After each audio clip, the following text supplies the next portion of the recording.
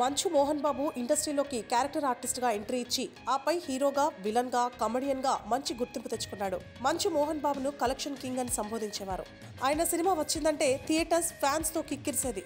అప్పట్లోనే ఎన్టీఆర్, ఏఎన్ఆర్ కి ధీటుగా సినిమాలను రిలీజ్ చేసేవారు. మోహన్ బాబు చేసిన అన్ని సినిమాలు బ్లాక్ బస్టర్ గా నిలిచాయి. అందులో top movies Rayalaseema Ramanna Chowdary, Pedarayudu, assembly rowdy వంటి మరెన్నో సినిమాలు ఉన్నాయి. అప్పట్లోనే టాప్ హీరోగా కొనసాగుతున్న సీనియర్ ఎన్టీఆర్తో 1993లో మోహన్ బాబు మేజర్ చంద్రకాంత్ చిత్రాన్ని నిర్మించారు. కె రాఘవేంద్రరావు దర్శకత్వం వహించిన ఈ చిత్రం పెద్ద బ్లాక్ బస్టర్ గా నిలిచింది. ఈ చిత్రం సిల్వర్ జూబ్లీ జరుపుకుంది.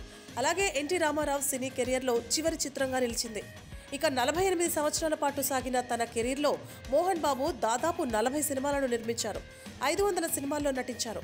వాటిలో చాలా వరకు విజయవంతమయ్యాయి. ఇక సినీ జీవితం ముగుస్తుంది అనుకున్న తరుణంలో తన వారసుడిగా మంచు విష్ణుని రంగంలోకి దింపాడు మోహన్ బాబు. విష్ణు సినీ ఎంట్రీ ఇచ్చి 20 ఏళ్లు గడుస్తున్నా ఢీ మూవీ తప్ప చెప్పుకోవడానికి ఒక్క బ్లాక్ బస్టర్ మూవీ కూడా లేదు. దాదాపుగా 20కి పైగా సినిమాలు చేసినా అన్ని ఫ్లాప్స్ గా నిలిచాయి. అదే సమయంలో తన రెండో కుమారుడు మంచు మనోజ్ ని ఇండస్ట్రీకి పరిచయం చేశాడు. దొంగ దొంగది సినిమాతో ఎంట్రీ ఇచ్చిన మనోజ్ బ్లాక్ బస్టర్ హిట్ అందుకున్నాడు. తర్వాత వచ్చిన బిందాస్, వేదం, కరెంట్ తీగ వంటి సినిమాలు మంచి పేరును సంపాదించి పెట్టాయి. ఫ్యాన్స్ మనోజ్ ని ముద్దుగా రాక్ స్టార్ అని పిలుచుకునేవారు. సినిమాల్లో మంచిగా రాణిస్తున్న సమయంలో మనోజ్ కి వరుసగా ఫ్లాప్స్ పడ్డాయి. దిక్కుతోచని స్థితిలో ఉండిపోయాడు మనోజ్. అప్పుడే తన భార్యకు విడాకులు కూడా ఇచ్చాడు మనోజ్. జీవితంలో దెబ్బ మీద దెబ్బ తగులుతున్న తరుణంలో చాలా ఏళ్ల తరువాత మిరాయి సినిమా ద్వారా ఎంట్రీ ఇస్తున్నాడు మనోజ్. ఇక విషయానికి వస్తే మంచు మనోజ్, మంచు విష్ణు మొదట్లో చాలా క్లోజ్గా ఉండేవారు. కానీ ఇప్పుడు వాళ్ళిద్దరి మధ్య సంబంధాలు సరిగా లేవని మరోసారి రుజువైంది. దీంతో ఇప్పుడు ఇదే హాట్ టాపిక్గా మారింది. అయితే ఈ వివాదం మరోసారి తెరపైకి వచ్చింది. తాజాగా మంచు మనోజ్, భూమా మౌనిక కూతురు నామకరణ కార్యక్రమంలో మంచు విష్ణు కనిపించలేదు. ఇప్పుడంతా మంచు విష్ణు ఎందుకు రాలేదు అని చర్చించుకోవడం మొదలుపెట్టారు. మంచు మనోజ్, మౌనికారెడ్డి ప్రేమించి పెళ్లి చేసుకున్న విషయం తెలిసిందే. వీరిద్దరికీ ఇది రెండో వివాహం. మౌనికారెడ్డికి ఇదివరకే పెళ్లై ఓ కుమారుడు కూడా ఉన్నాడు. అయితే దంపతులు ఇటీవలే ఓ ఆడబిడ్డకు జన్మనిచ్చారు. అయితే ఆ చిన్నారి నామకరణ మహోత్సవం ఘనంగా నిర్వహించారు మంచు మనోజ్. ఈ నామకరణ మహోత్సవానికి మంచు మోహన్ బాబు, మంచు లక్ష్మి కూడా వచ్చారు. అయితే మంచు విష్ణు మాత్రం ఈ ఫంక్షన్లో ఎక్కడా కనిపించలేదు.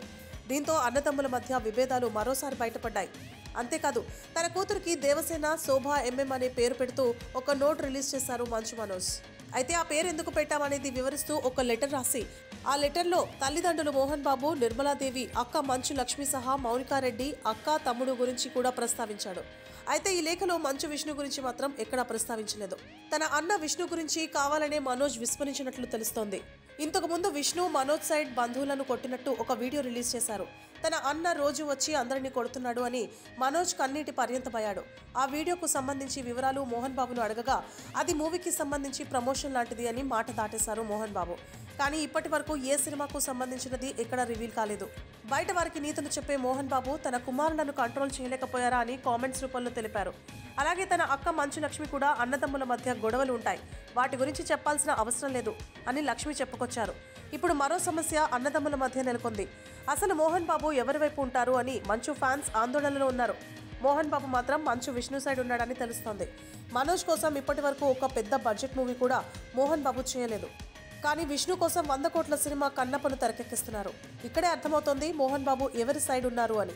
చూడాలి మరి మంచు ఫ్యామిలీ మునుపటిలా ఉంటారో లేదో.